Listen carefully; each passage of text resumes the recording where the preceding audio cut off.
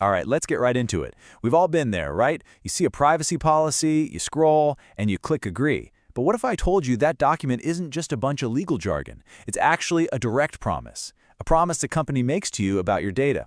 And sometimes this little cryptic message, error code 9108, pops up, and it's a signal that promise might be in trouble. Now, this isn't just some philosophical question for the folks in legal. It's a real challenge for your whole business. Because, in today's world, it's not just your customers who are paying attention. Regulators are too. And they're all asking the same thing. Are you really keeping that promise? And this promise, it becomes absolutely critical if your business uses text messaging to reach customers. See, industry frameworks like the Campaign Registry, or TCR, exist to build trust between you and the people you're texting. And a huge part of maintaining that trust is making sure your privacy promises are being actively monitored and enforced. So, what happens when it looks like that trust might be broken? Well, you don't just get a gentle reminder in your inbox. No, you get a clear warning. And that warning often shows up as that cryptic code we're talking about, error code 9108. But we need to completely reframe how we think about this. An error code sounds like a technical glitch, right? Something to toss over to the IT department. But 9108, it's different. It's not a glitch at all. It's a critical warning system. Think of it as your digital smoke detector.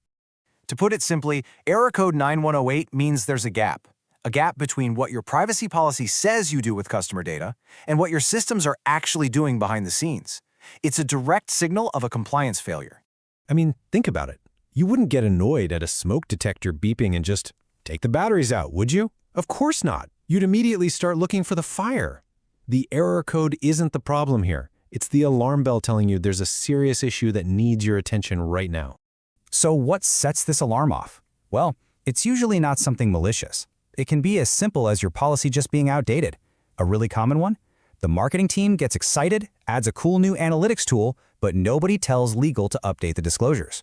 Or maybe you start sharing data with a new partner, or your company acquires another one, and you just forget to sync up the two different privacy policies. These little oversights are what create these huge compliance gaps.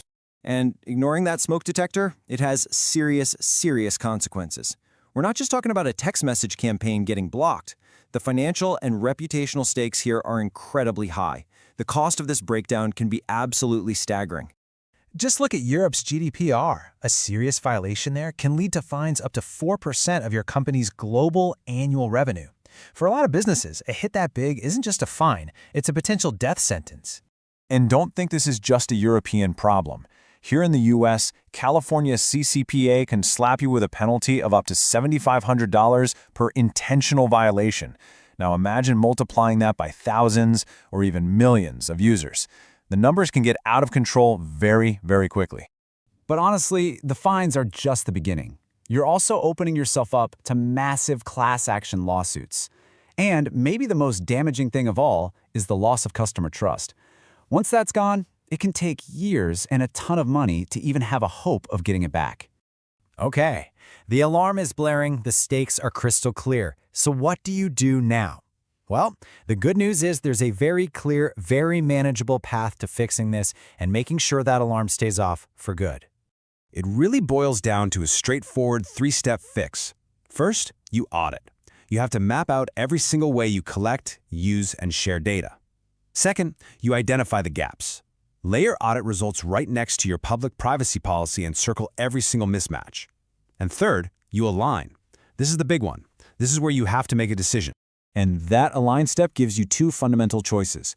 One, you can update your privacy policy so it's 100% transparent about what you're actually doing. Or two, you change what you're doing internally to match the promises you've already made in your policy. Sometimes it's a little of both, but you have to pick a path to close that gap. Look, fixing the immediate problem is essential, but the real win, that's moving from just reacting to problems to having a proactive strategy. It's about building a system that prevents the fire from ever starting. It's about building a fortress of trust. This means you have to bake privacy into your company's DNA. Make it a rule. No new feature goes live without a privacy review. You schedule regular audits, not just when an error pops up. You use automated tools to watch for something called compliance drift. That's when your practices slowly drift away from your policies over time. And this is huge. You have to train everyone, from your engineers to your marketers, on how important this is. And the great thing is, you don't have to do all this on your own. There are modern compliance toolkits that can help automate a ton of this. Validators can pre-check your systems against the rules. Checkers make sure all your data is consistent. And simulators? They can actually predict potential issues before they blow up, acting like an early warning system for your smoke detector. But in the end, it all comes back to this one thing. Error code 9108 isn't just a technical problem, it's a trust problem. It's a flashing red light that the promise you made to your customers might be at risk. So the final question is simple, but it really is everything. Your customer's trust is in your hands. How are you going to protect it?